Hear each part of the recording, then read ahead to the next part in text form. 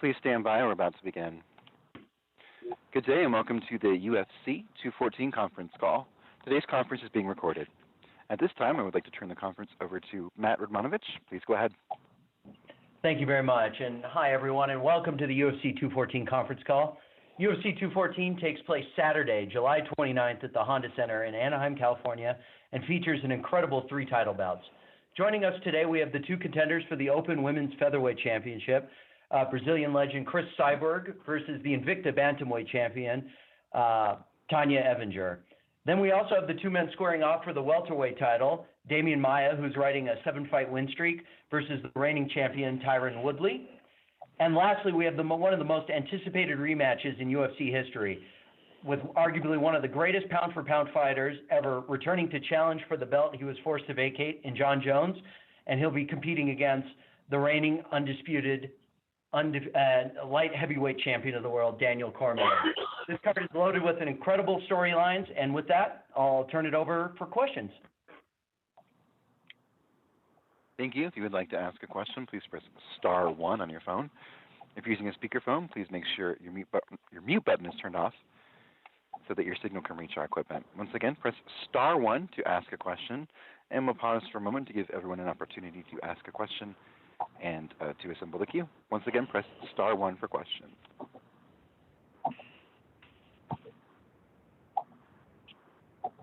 And once again, star 1 on your phone. We'll take our first question from Damon Martin with MMAweekly.com. Please go ahead. Hey guys, first question is for Jon Jones. Jon, obviously it's been a while since you've been in the octagon. You've had to go through a lot to get back to here. How big is this fight in terms of your legacy and your career because of everything you've had to go through over these last couple of years? I think can you hear me clearly? Yep, I can hear you. I think it's a really, really big fight, for my legacy.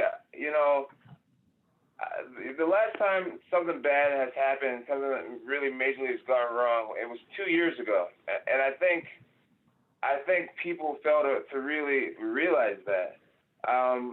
Over the last 2 years, I feel like I've really done the right things to get my life back in order. I've paid for the things I've done wrong. I've faced the time for the things I've done wrong. And then I had this estrogen blocker situation happen, and I think it sent me backwards, majorly backwards. And I've actually been really proud of myself for just cleaning up my life. And the perception is that my life is still maybe a little out of control. But if you actually knew me, and if you lived in Albuquerque and you saw my relationships with people and the community and the way things are turning around for me, you would see things differently. The UFC 200 situation really, really sent me backwards. I've forgiven myself for the things that's happened, and I feel like I've done all the right things to get my life back together. And I feel like this win on Saturday is going to allow the fans to almost to forgive and forget a little bit about that hit and run car accident and start to get excited about my future. I think getting this belt back is just going to set everything in the right direction for people to remember, why I'm an exciting fighter. For people to remember why I'm one of the biggest pay-per-view draws in the sport. I think people have forgot about the things that made me special, and I'm excited to get this win so that it will kind of outweigh what happened 2 years ago, and allow everyone else in the MMA community to start to move forward and heal from that, the way me and my friends and my family and my teammates have moved forward from it already. Because you have cleaned things up so much, Jon, and I know you made so many changes in your life, that this is a big moment for you personally, but on the other side of the octagon, you got, one of your biggest rivals, of course, Daniel Cormier. He's never lost in the sport outside of the one fight with you. So how much of this is about you, getting back what you lost, getting back the title, and how much of it is about the rivalry, about this dislike you have for Daniel Cormier? I mean, honestly, and I mean this with the bottom of my heart. This fight to me has nothing. It really has nothing to do with Daniel Cormier. It could be anybody. I mean, Anthony Johnson. It could be Anthony. It could be Gustafsson that got the belt in my absence. This fight for me is about legacy. It always has been. You know, I've had big fights with guys like Rampage Jackson, who hated me, who tried to make me look like a fool. Rashad Evans, you know, we fought for the pride of Jackson's MMA and the pride for Albuquerque. Chael Sonnen, you know, UFC 151 was a nightmare. And then he talked so much trash leading up to the Ultimate Fighter. And then DC, like, I've been in this position so many times, having a kind of an antagonist. And for me, it's always been about chasing greatness. And that's what I'm here for. This DC chapter is going to be over on Saturday, and he's just going to be a part of my legacy. At the end of the day, he will be remembered as one of John Jones' great contenders. Since you've been gone, John, you know, DC has been, you know, ruling the division. I mean, he has picked up some huge wins. Have you been impressed by DC in his last few fights since your fight with him? You know, his Alexander Gustafsson fight was awesome. You know, he showed a lot of heart. That was a really great fight. As far as the Anthony Johnson fights, I mean, there's a clear path to beat Anthony Johnson. You take him down to the ground, and you take him out. I mean, the guy's lost to so many people by rear naked chokes. I can't really say I'm that impressed with those victories. I don't know, man. In my mind, I look at it one way. You know, it's like, in order to go to sleep considering yourself the baddest motherfucker that has lived throughout this era, you got to beat the baddest motherfucker. And I mean, he says, you know, well, I didn't have to beat you. You beat yourself. And every time you say that, he validates what I'm saying. Yeah, you did. You just haven't beat me. You know what I mean? So, am I impressed? I mean, you can beat as many people as you want, but until you beat the guy, then you're not the guy. And one question for Daniel Cormier. DC, you know, hearing what, you know, John is saying, I mean, listen, at the end of the day, you know, he is, you know, arguably the greatest of all time. Do you feel like you're going to get that same John Jones you fought before when you fought him in 2015, or do you feel like you're going to get the John Jones maybe you saw against Ovince St. Preux, or even maybe a different version than that? What do you expect out of John Jones in this fight? You know, I expect him to be as good as he's ever been. A lot of people talk about the Ovince St. Preux fight as if it was some horrible fight, but as I've watched it in my preparation, it wasn't as bad a fight as people try to make it out to be. He should be proud of the way he performed on that night, because that was the best of his ability. You know, he fought as well as he possibly could against Ovince St. Preux. But it wasn't a bad fight. He did a good job. So I expect him to be as good as he was against Ovince St. Preux, because that's as good as he can be. That's who he is. That's his best version of himself. Thanks, DC. Appreciate it. Thank you again, *1 for questions. We'll take our next question from Dan Wetzel with Yahoo Sports. Please go ahead. I wanted to ask each of you, maybe we can start with Daniel and then go to John, to just run through the emotions as you remember it now of the night in Vegas when the test came back and the UFC 200 fight was off. Both of you guys were very emotional that night. And I just wonder, how do you recall that night, what you went through? And at that moment, did you ever think that we'd be back to this so quickly, basically just a year later? You know, the moment was tough. It was very difficult because I had worked hard to try and get the only loss back that I have in my career.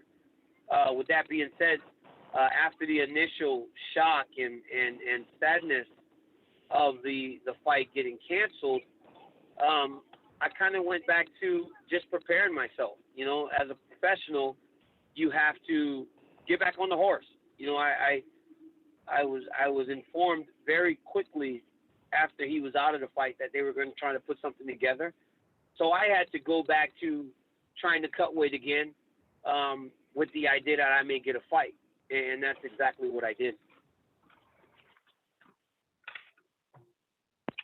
And John, I know you were very eager to get to this point. What was your thoughts a year ago? Well, what hurts me the most about UFC 200 was everything that people didn't see that I'd done to get back to that point. I mean, things got really ugly for me. The lawsuits, the probation, the court stuff. It was so ugly. I mean, the hit that I took, my image. I mean, the situation that I put the girl in. It was terrible. It was terrible. And it took me a long time, and it took me a lot of effort to get back to UFC 200. I was so proud to show my fans that you can come back from anything. And then UFC 200 was going to be the way that I officially said, you know what, look at that, guys. I freaking did it. I didn't give up. I came back bigger and stronger with USADA being a part of the program. Bigger and stronger than ever. I started, and then the UFC 200 situation happened, and I tainted my legacy because of an estrogen blocker, and the beautiful thing about USADA is, they're the #1 drug testing agency in the world. That's very good. And they have brilliant people that works for that company, and they were able to prove that I was guilty of being negligent. I took a supplement that was supposed to be a sexual enhancement pill, and it ultimately had 7 ingredients in it when there was only advertised to have 5 ingredients in it. And this is all public documented. I had USADA themselves say that John Jones, in fact, is not a drug cheat, a steroid cheat, but he had an estrogen blocker in him. So, to have the world try to delegitimize 10 years of being undefeated because of a sex pill, it really hurt. It really hurt.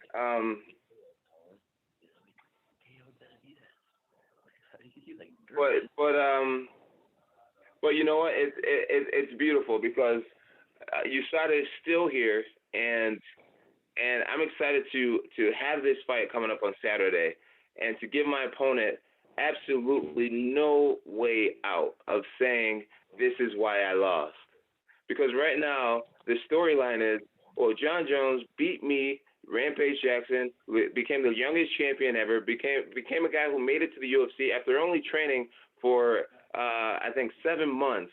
To delegitimize all that by trying to accuse me of being a steroid user, it's almost hysterical. But I'm so excited because of Saturday, USADA is still fully intact.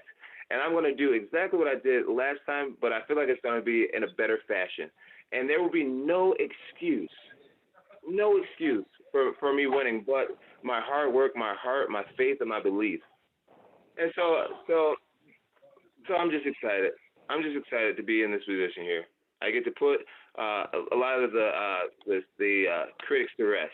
Or like, oh, well, he did it again. Definitely wasn't steroids this time. So I'm just interested to hear what people have to say after Saturday. Thanks, guys.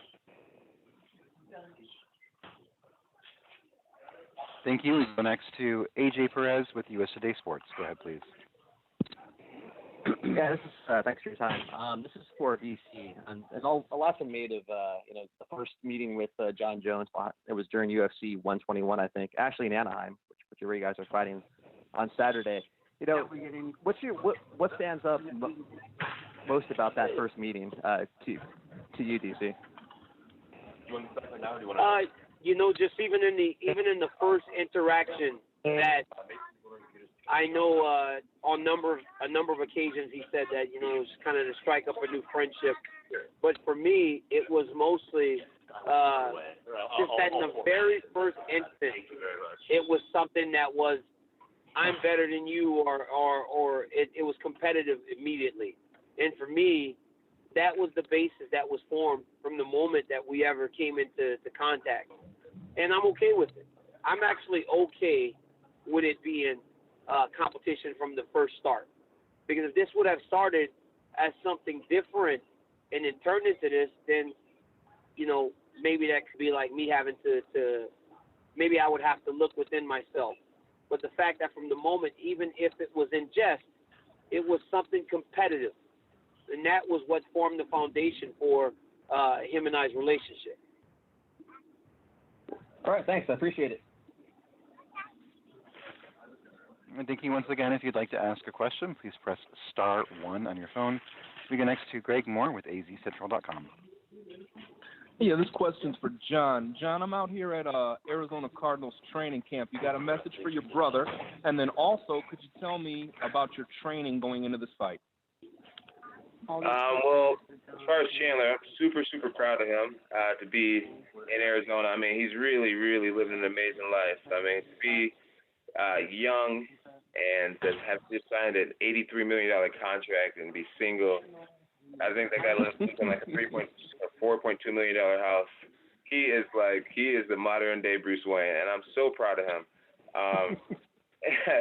And as far as the training, man, I was glad to have him down here. I mean, he only stayed for 1 week, but I feel like he changed spiritually in that 1 week. I mean, physically, there's not much you can do in 1 week, but the things that he got to see, I mean, to watch his older brother train 4 times a day, and just live the train between what I eat and just my recovery and just to get right back to the gym. I think it inspired him, and I think it's going to translate in the football field. I don't think there's anything the Cardinals could do to him on that field that would be tougher than what he witnessed me do here at high altitude in Albuquerque. So yeah, I had a great training camp though. To answer your question, right now I weigh about 217. I'm fully hydrated. I've been eating meals all day, and I feel amazing, man. I feel like I'm at age 30, which should be my prime, and no injuries, and super confident. I beat this guy before. We've made some major adjustments, and I'm excited to see what I'm capable of in my very first rematch against a guy that I've already beat. You know, it was like the first time I fought Daniel, it was like, well, he's undefeated, man. Maybe he has it. You know, maybe he has that it factor. You know, some people have that it factor, like Floyd Mayweather or Cael Sanderson or just people who can actually go undefeated.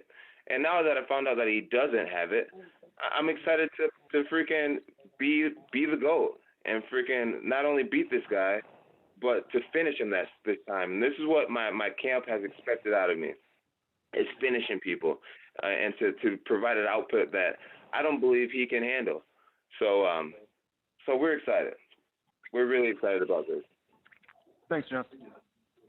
John, you know you ain't finishing nobody. When was the last time you finished anybody? Now you're going to come back after all this time away and finish me?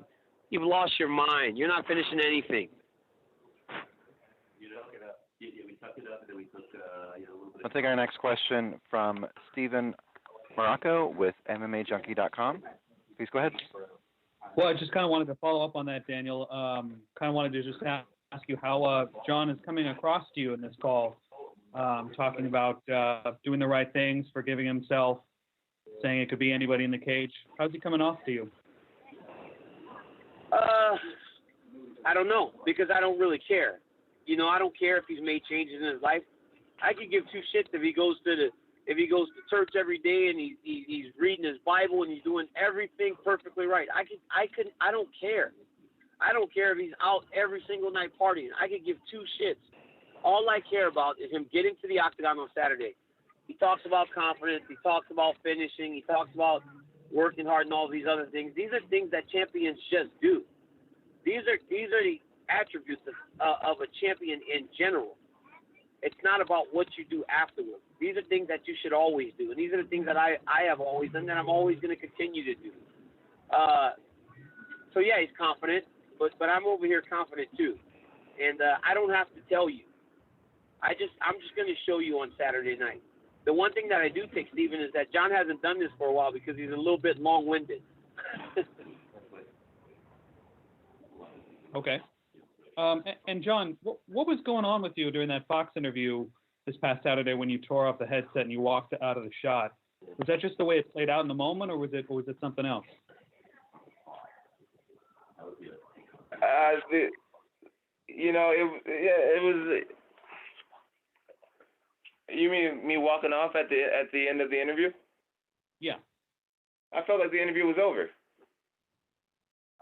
Okay, it seemed like you kind of stormed off. It didn't seem like a natural exit. So I just wanted to clarify. I had my blue belt ceremony to get to too. I was I was late for that, and I felt like the interview was over, and I just wanted to be on time and not miss that ceremony. I gotcha. You mentioned earlier that you've always had an antagonist. Is Daniel Cormier your greatest antagonist? I would say outside of the octagon, yes, because of all the back and forth and all the verbal. But inside of the octagon, it would have to be Alexander Gustafsson. I mean, he came the closest to actually put me in a spot where I felt like, shit, I'm digging deep right now. Like I am possibly, I could be losing this. With Daniel Cormier, with Rashad Evans, with anybody else that I beat by unanimous decision, I never felt like there was never a moment where like I felt like I was in danger or I had to even dig deeper, like pull out my reserve. I was coasting. I mean, at one point in the first fight, I smiled and looked up at the camera. I was like, this is great. It was fun. It was high pace. He pushed forward and moved forward, but I mean, at no point did I get rocked or wobbled or hurt or he made me bleed or anything. I had my whereabouts at the end of the fight. I remember putting my hands up and he thought the fight was over and he quit like he normally does, and then I slapped him 2 more times and gave him the DX suck it sign. It was a fun fight, and this fight's going to be even more fun. He's 2 years older. Easy, your response to that? At this point, I'm really, really not interested in arguing and fighting with this guy anymore. I'm not interested in the back and forth. I'm not interested in all that stuff anymore. My goal is to get into the octagon on Saturday. If all the things that he is saying right now is true, then great. If you feel as though he never had any danger in the first fight, then great. If he feels that my age will be the determining factor in this fight, then great. These are all things that I can look forward to proving him wrong on Saturday. Guy has no idea what he's in for. But I'm just going to sit back here, let him talk, do his job of selling the fight, and I'll go collect my check and defend my belt on Saturday. I'm glad that he has no intention on arguing because I'm not arguing with him at all. I'm answering you guys' question. I'm also glad that he's in there for his check. In a very long-winded fashion and trying to say stuff like that he knows isn't true. Oh, I'm passionate, man. I'm so excited, man. I'm not a commentator. I don't talk for a living, so I talk with my heart. I'm excited about this, man. You don't think I am? Do you actually think I'm not excited? Hey, John, listen, I can do it too. Hey, how about we not address each other and answer I can do it. I can do it too, John. I'm excited about this, man. I can do the same shit. Cool. Well, how about we not address each other and just answer these people's questions? Can we do that? Can we be professional? Then yes, we can be very professional. If I could, one last question for John. I just had to read a quote that I read in this great story in Bleacher Report, this profile that you did. It said, I went back to the car to try and find my marijuana pipe. It was in the cup holder, but it flew out. Now I keep it in the middle console. Is that you trolling or is that real? That's me trolling. Next question. Okay, fair enough. Thanks, guys.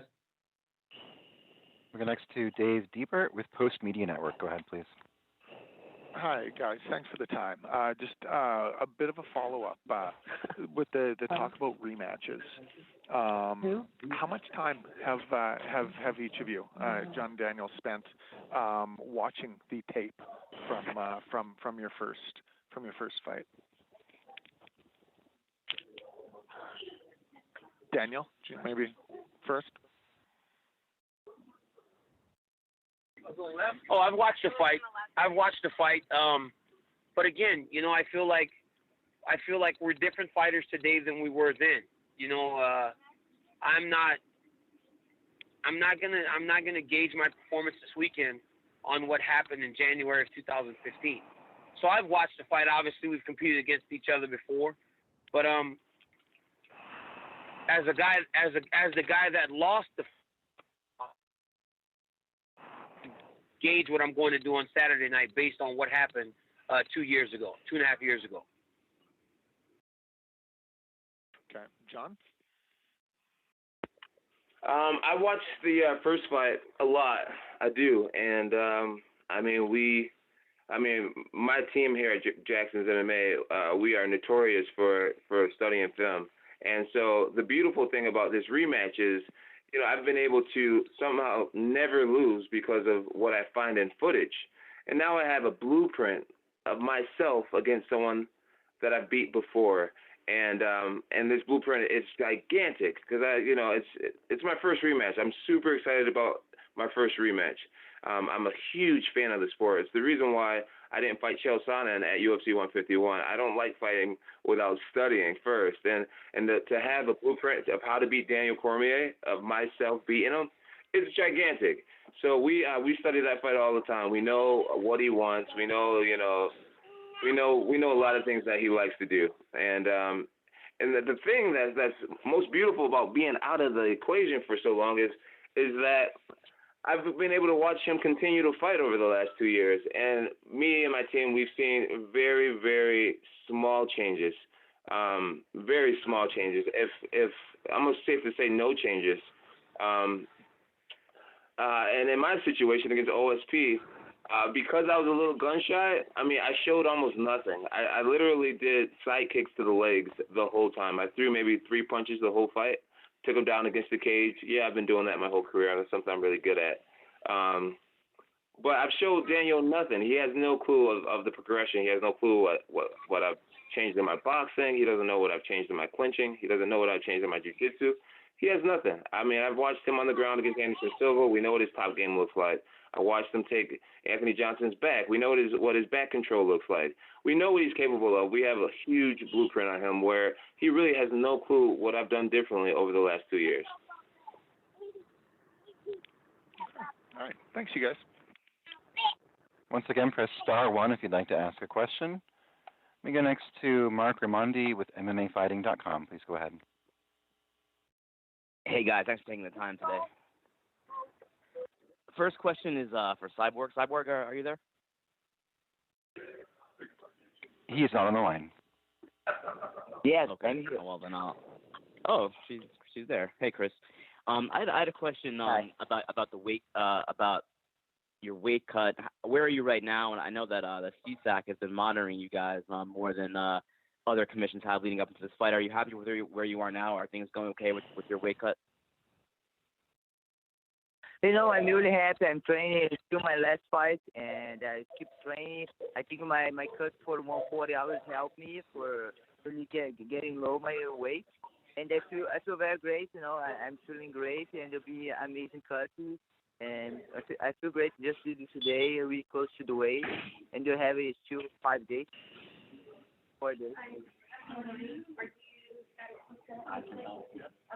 Thanks, Chris. And just for John, I think you tweeted a few days ago, John, that you got a call from Anderson Silva. I was just curious, what Anderson said, and then what it meant to you. Me and Anderson, we talked on the phone for a while, and I really don't want to get too much into what we spoke about, just out of my respect for him. But when it comes to the fight, basically he just told me to know what I'm capable of. He just said, basically, in a roundabout way, he just said, know what you're capable of.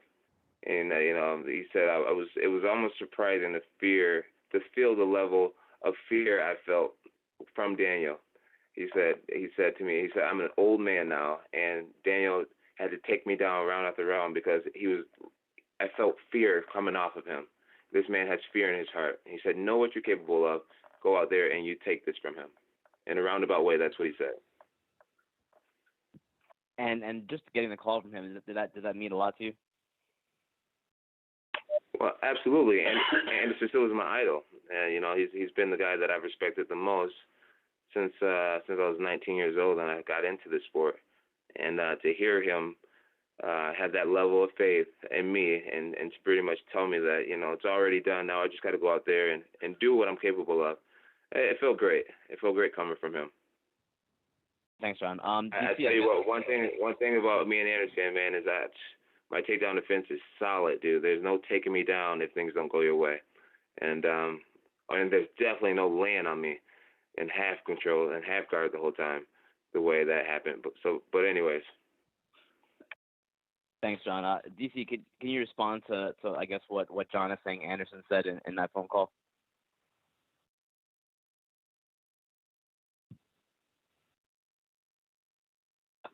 Okay. Yeah, it's good that they're friends. I mean, it's good that they're friends. It's good that Anderson called him with advice. But, that would almost be like me having Glover Teixeira calling me to tell me how to beat John Jones. He lost. It's much easier to give advice to someone about someone you lost to. You don't want to see me win. I beat him. He doesn't want to see me win. So go get John to do the job that he couldn't do. So it doesn't bother me. I could really care less if everybody calls him and tells him how he should beat me or what they felt when they were in the octagon with me. If a guy's going to just fall down in the middle of the octagon and let me get on top of him, I will gladly take that. Fair enough. And just last thing for me, the promos for this fight have gotten a lot of critical acclaim. I was just curious about how you guys felt about them. John and DC, starting with you, John.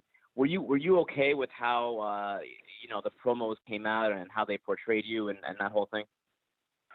The first time I watched it, I was uncomfortable with it because it showed me talking in 2011 and saying how I would never want to do something that would harm the image of the sport, and that was genuine, man. I never intended on having an image of being the bad guy. I really didn't. And somewhere along the way, I got lost, man, and I got caught up in my own shit, man. I started having fun and partying and still winning, and I just took it all for granted. Genuinely, I really wanted to be an inspiration to other people and to inspire people and just to be a role model. That was my original thought, and somewhere along the line, I just stopped caring.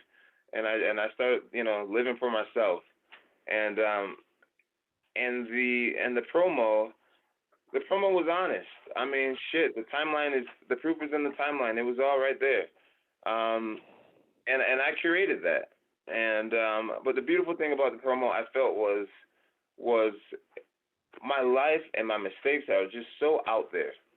I don't need DC to try to convince everyone that I'm this terrible human being. People can judge me for how they want to see me. It's already out there. It's all out there in the public. And that's a freeing feeling to be looked at as a piece of shit by so many people. And to be able to just be real with yourself and to take responsibility for the things you've done wrong and just I don't know, I feel so free, man. It's a great feeling to be who I am. Even John Jones, the fuck up John Jones, the great, however you look at me, it's just great to be me, alive, whether you like me or hate me. It's just a great feeling to be relevant. And I'm excited, man, because at the end of the day, when you get to a certain low, the only place you can go is up.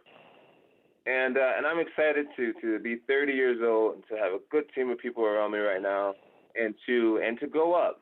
I think my story is going to really inspire somebody else who has fucked up. It's going to really inspire somebody else to realize that it is not over.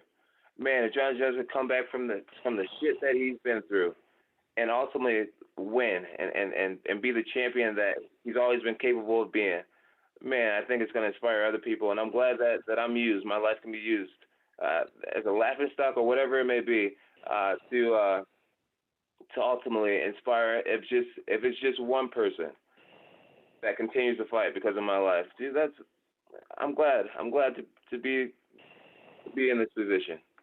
So yeah, to answer your question, the promo was honest, and I'm just excited to finish the story. The story's not over. We're not our past. We're not our mistakes. well, we're what we do with it. And like I said, my hit and run was 2 years ago, and I've done a lot of right things since then, and I'm going to continue until people can start to see that I'm here to stay, and I'm here to win and be a dominant champion and try to do things better in the future. Thanks, John. And just for Daniel, kind of same question. What do you think of the promo? And do you think it was too focused on John? How did you feel about it overall? No, I thought they did a fantastic job. You know, you watch some of these other fights and they don't get that type of detail in the promotion. I thought it was the story as it needed to be told. I think the greatest hook for people is the story of redemption. And if we want people watching the story of redemption, then that was the story that needed to be told. The beauty in this situation is that I get to be the person that doesn't allow for the ultimate redemption. There is redemption in this story. You know, there are things that he has said that is very true. When you have to scrape yourself off the ground, and when you're at your lowest point, you look up to a future that can actually mean something. But the redemption is the fact that he gets to go back and compete. The redemption isn't a championship anymore. That's just the reality. The reality is that he gets another opportunity to be a good citizen, to be a good competitor, and just a good human being in general. You take from that, you learn from that, learn from all those mistakes, and do that. But the story of redemption is not getting his hand raised in the octagon this weekend. Maybe later, but just not right now. I mean, listen to who that's coming from. Of course, that wouldn't be the story of redemption in your mind. You're, and again, could we please just answer these people's question? I'm very quiet when he's talking, but to answer his question now, redemption is getting to do the things that he's getting to do this weekend. Everybody doesn't need the ultimate redemption, but he will get redemption by getting to compete again. Oh, now it's the ultimate, and then there's regular redemption. Okay, I get it. Well, I said the fact that you've actually picked yourself up, if it was that low and gotten yourself back to this point, great on you. But that's his redemption. Thanks so much, guys. Once again, press star one if you'd like to ask a question. We go next to Kendrick Johnson with ringtv.com. Please go ahead. John, kind of piggybacking off of what you were talking about the, your mistakes and stuff being public. How much truth is it that you woke up at 2 p.m. when y'all fought last time after a night of partying and being hungover to pull off the performance that you did and dominate? That's an epic story, but that's not true. That's not true at all.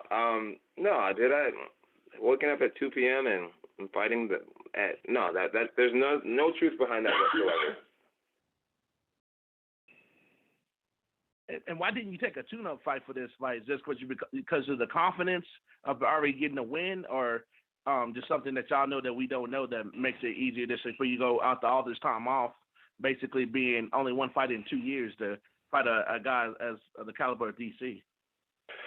Because DC is unquestionably he's a great fighter, but I feel like this is my era. I feel like DC's position is to be my whoever you can't do something special without a great competitor to go against, and I just feel like this is my time. And call me crazy, but I feel like I'm gifted, and I feel like that I was put on this earth to do this. I feel like this is what I was born to do. And when you believe in your victory like that, it allows you to not even trip about DC or any of these other guys who people think is great. You know, it's like I believe that I'm the one.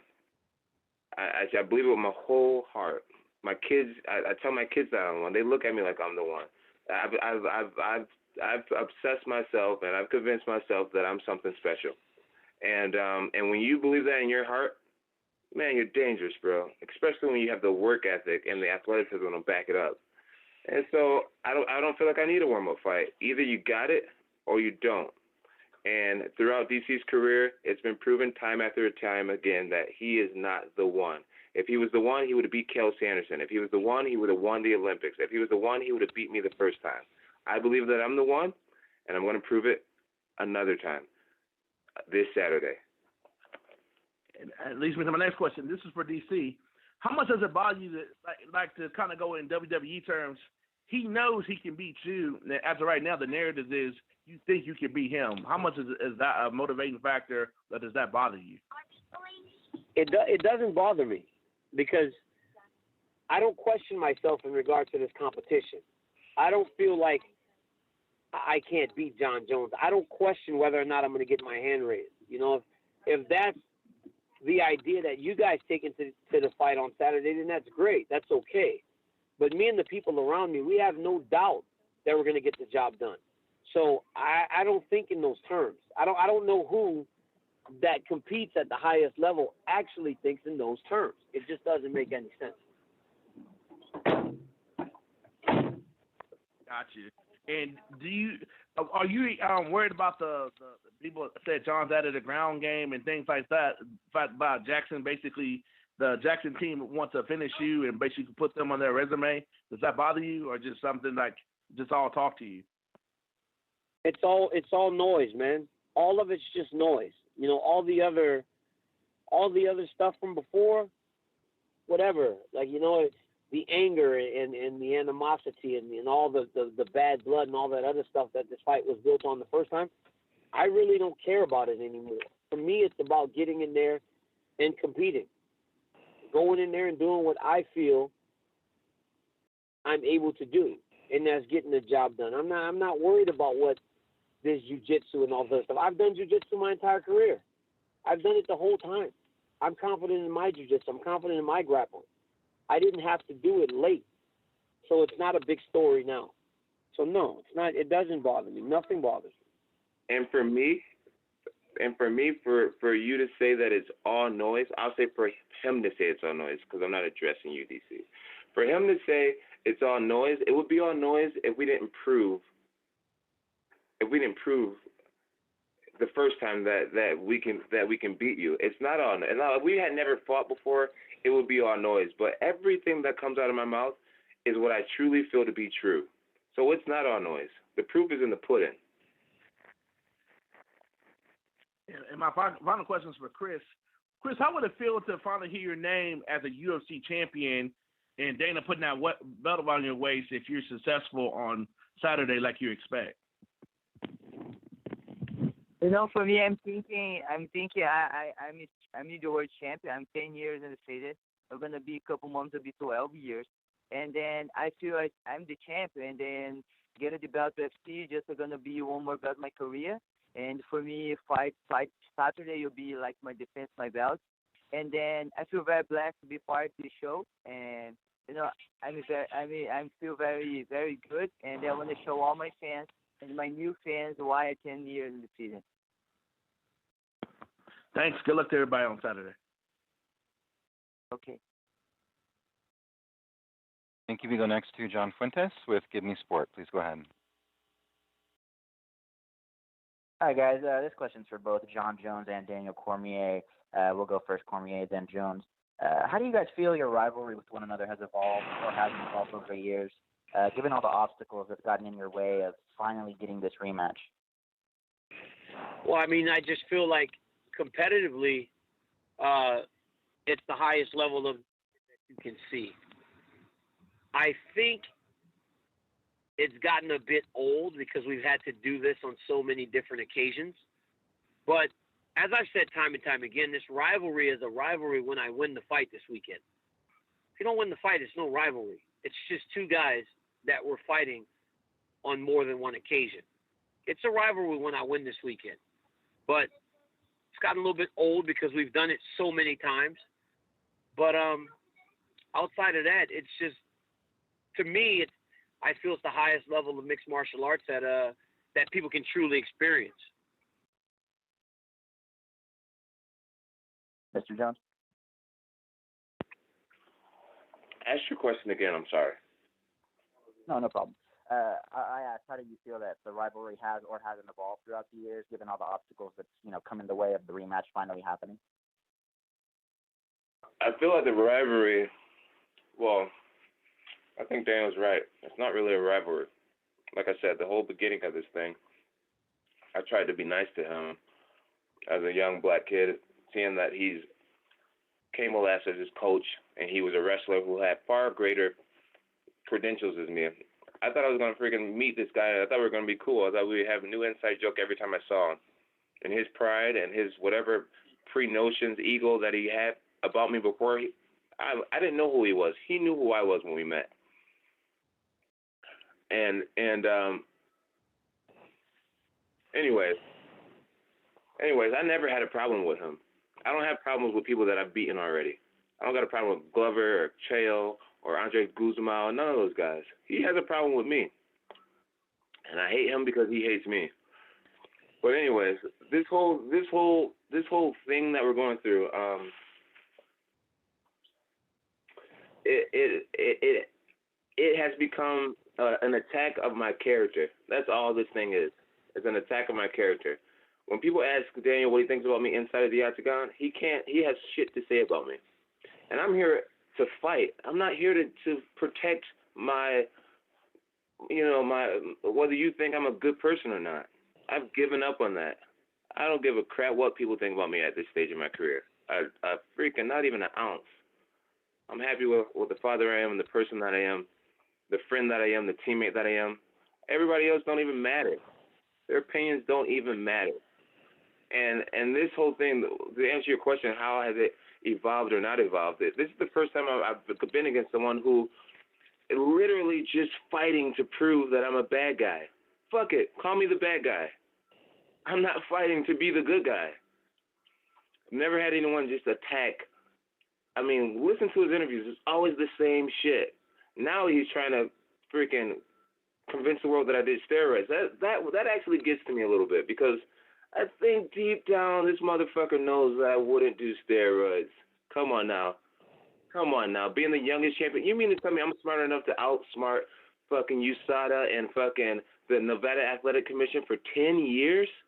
But I failed a Coach King test? I'm a mastermind steroid user that beat all these guys for 10 years? He knows in his heart that I didn't do steroids. But anyways,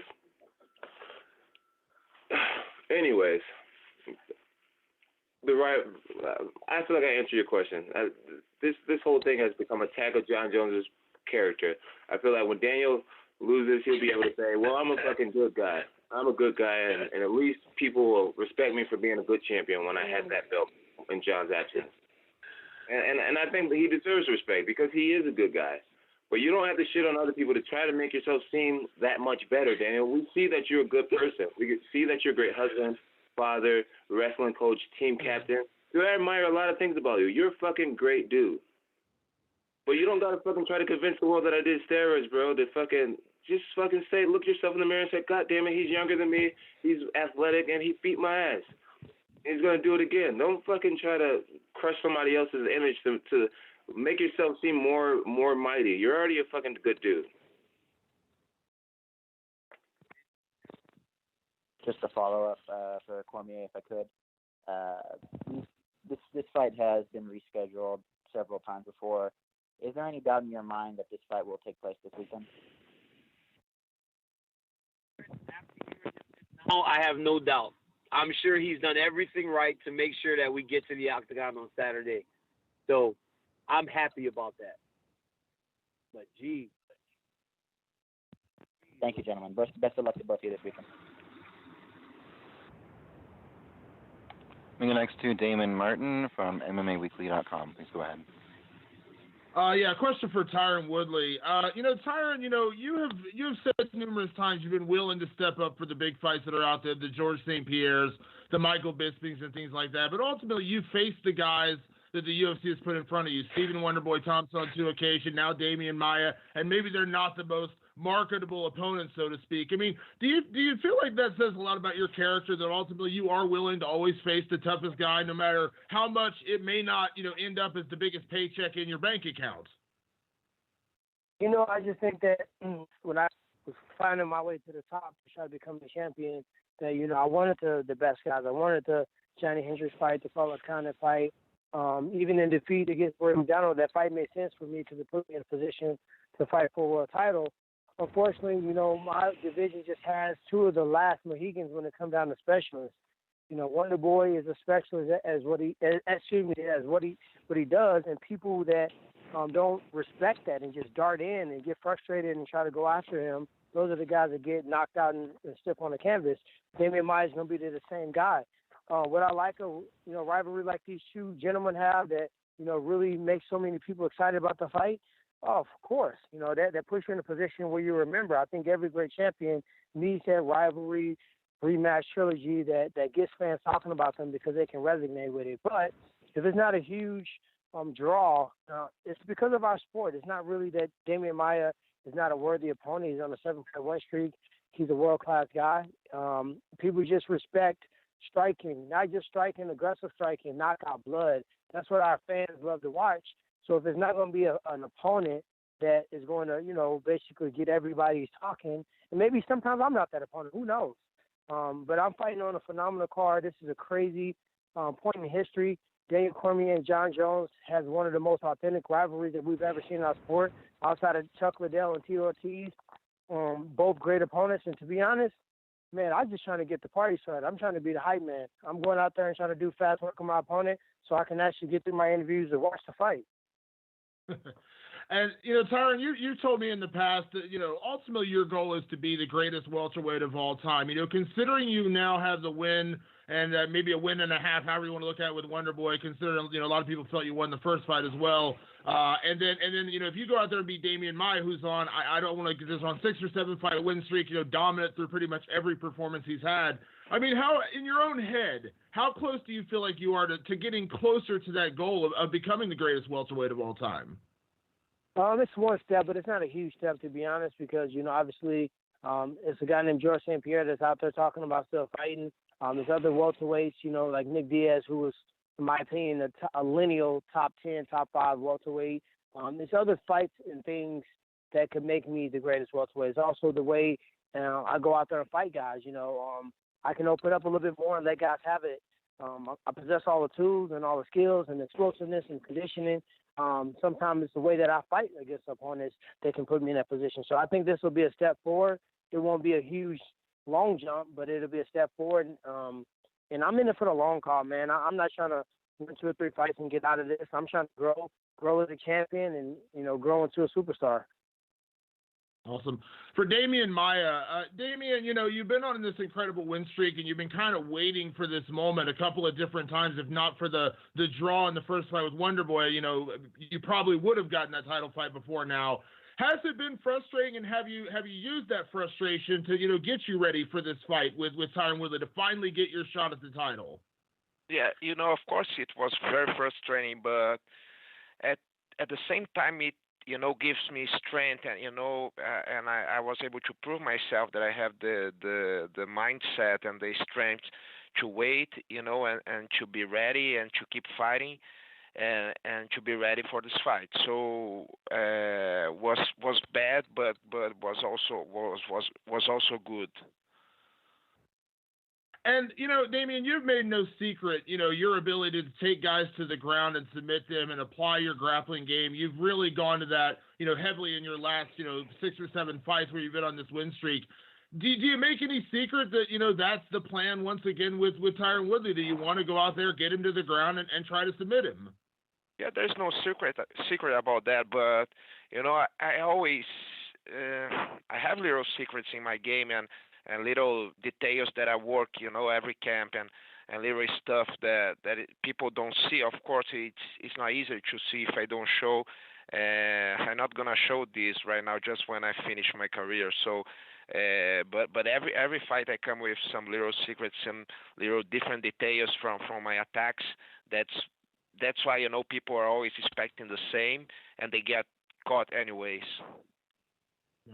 And a question for Tanya Evinger. Tanya, going into this fight, you're the underdog. Chris Cyborg is everything that, we say about her. She's undefeated for 10 years. She's knocked out, anybody and everybody who stepped in the octagon with her. But do you relish that role at all? Do you kind of like being the underdog and, kind of coming into this fight where there's so much attention on her and, you have the opportunity to shock the world?